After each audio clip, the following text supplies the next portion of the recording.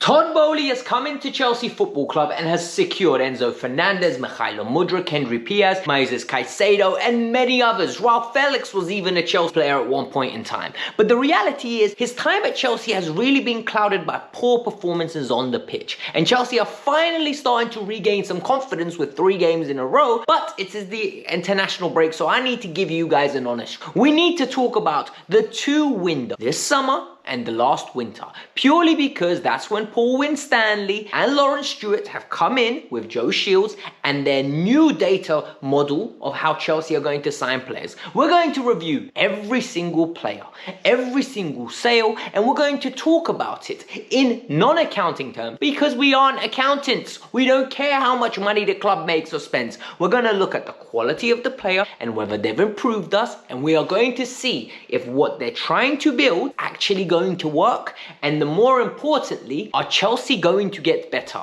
Let's get Welcome to the Kavkas View, brother. Okay, you already know the running order, you know what we're going to be talking about, and you stuck through. So what I need you lot to do quickly for me is hit that like button because we want 1,000 likes. Number 2, I need you lot to subscribe because you made it this far, and more importantly, we are so close to 31,000 people. We're like 80 away, so get that over the line. And finally, hit that share button, send this to your Chelsea friends, your football friends, and let's educate some people on what's happened at Chelsea, whether this plan is working, and I want to get more opinions. So let's get this done and let's start with it. Chelsea went into that winter moving mad. And when I tell you they went moving mad, I mean they broke the record for January spend. And the players that we acquired were very talented. Enzo Fernandez starting with him. Enzo Fernandez is a piece that you build around. He is phenomenal, and in my opinion already he is highlighting with his passing range that he is good enough to be the face of this. Chelsea went and also made a statement. They stole Mudryk. Misha was robbed from Arsenal. Arsenal chased this player for around about 18 months. Misha was twerking for them. However, now he plays for Chelsea and he's actively telling people, if London is red, why do you want a picture with me? He is one where we're going to have a question mark, because at this current moment, I think he's going to be a very good player, but he's very inconsistent, very young, and he needs a lot of development, but we're starting to see the fruition of our fruits. Then we need to talk about Paez. I think this might be one of the top 5 signings in the whole Boehly era, let alone this current data analytic era. Because if you look at Paez, he's strong, he's intelligent, he's quick, amazing on the ball. The only problem is he's had a hamstring injury that's kept him out for a period of time. Otherwise, this is an absolute steal of a sign. We look at Noni Madueke. This one, I don't think has been a good sign. And I'm going to explain to you why. I think Noni is super talented. I think Noni is amazing at what he does, taking players on one-on-one, weight of pass. He has a good aura about him. But I think this was excess of signings. I think Noni does not have a position in this team purely based on the fact that I think Noni is not good enough at this moment in time to contribute for a team that plays in the top 4. He needs to play, he needs to be developed, and I think in the future he'll be one of the players that we sell to another club and actively make profit on. At this moment in time, I do not see Noni Madueke having a future in Chelsea's first. I see him having a long future somewhere else, a great Premier League career, La Liga career, Ligue 1 career, not a Chelsea career. Then they signed Malo Gusto. And Malo Gusto's signing, for me, is the epitome of what we need. Malo Gusto can defend, he can attack, he's good on the ball, he's composed, one-on-one demon. He can defend someone, literally lock him up like he's a great defensive midfielder, but at the same time do it on the wing. He is phenomenal. He shuts wingers out of games. He reminds me of prime Ashley Cole in the sense that he will take you on one-on-one. You want a one-on-one? I don't need help. I will stop you from running it.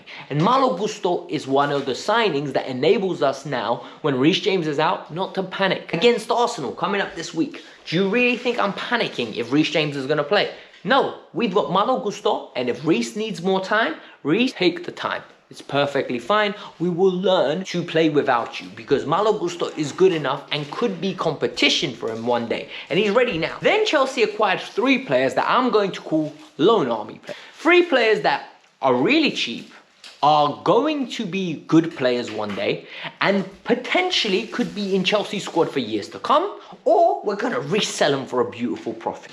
Number 1, Datro Fofana. Datro Fofana's numbers in Norway were like, he was absolutely breaking all records. Brighton were looking at him and he was going to join Brighton before Chelsea nipped in and took him. Since then, he's gone to Union Berlin. The numbers aren't as prolific. They aren't even great at this moment in time, but the all-round underlying stats are so good that he's still playing in this team.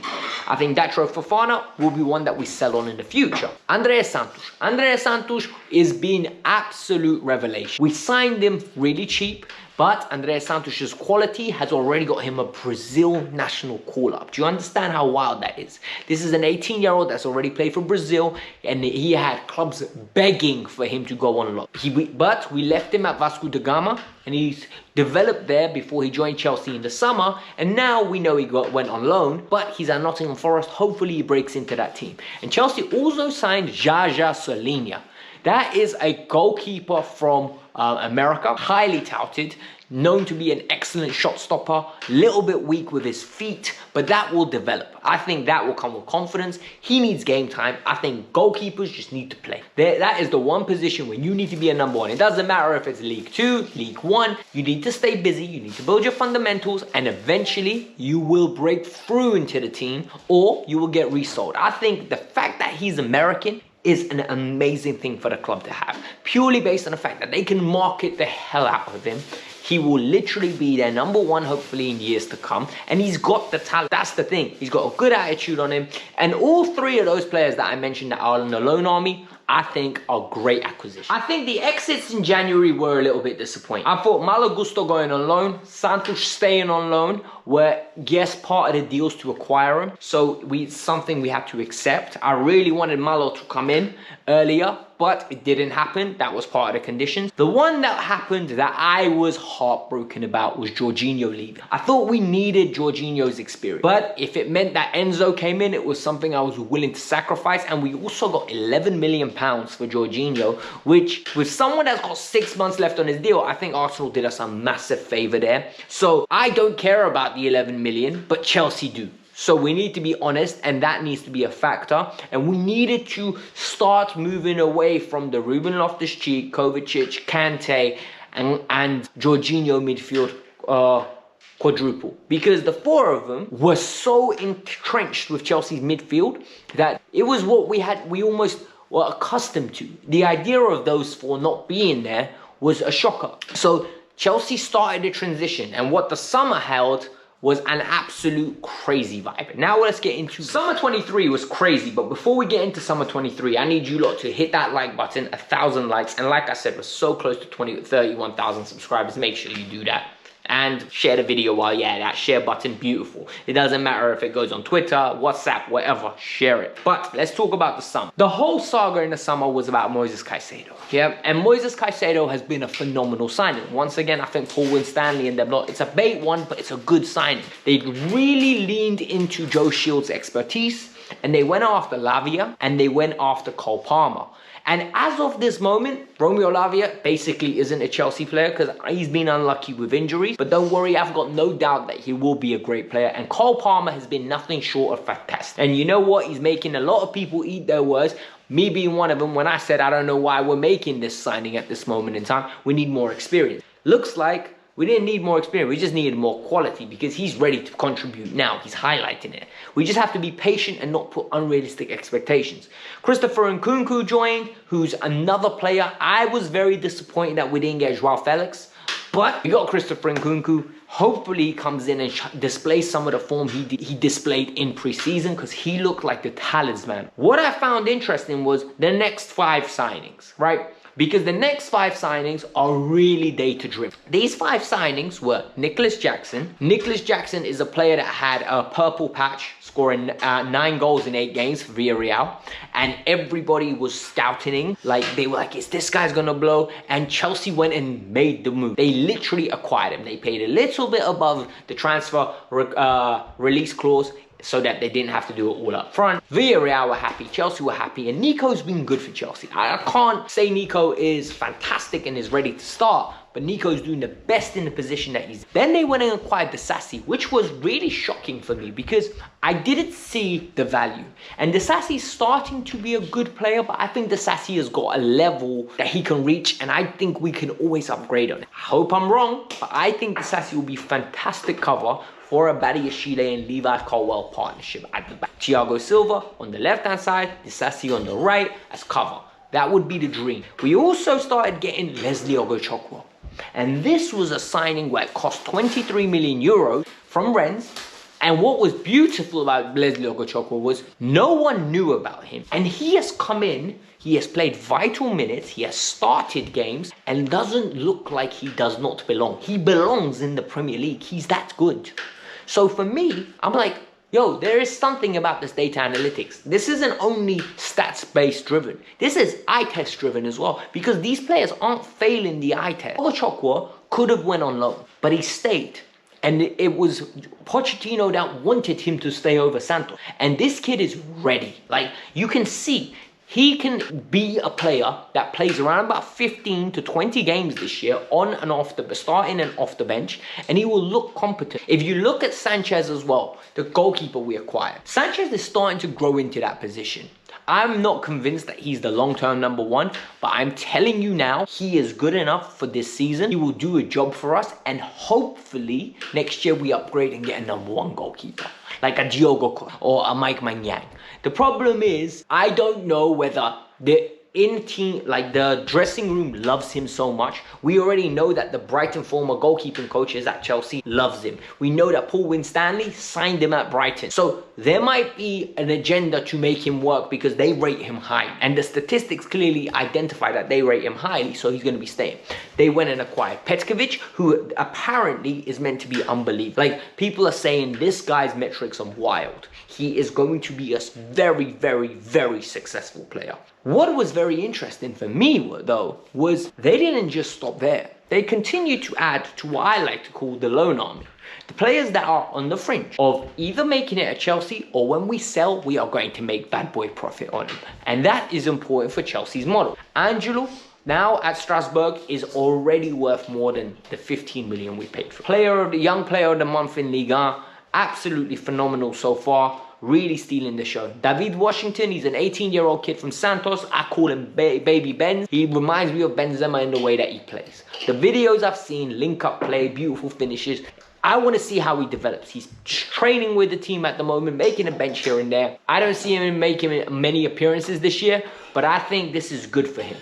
Diogo Moreira, free agent from Benfica, and Kennedy Paez. Kennedy Paez is not going to be with Chelsea for another 18 months, but this kid is already unbelievable. Like, if you look at what he's doing in Ecuador and for the Ecuador national team, you will understand why I said that. The numbers are there, the weight of pass is there.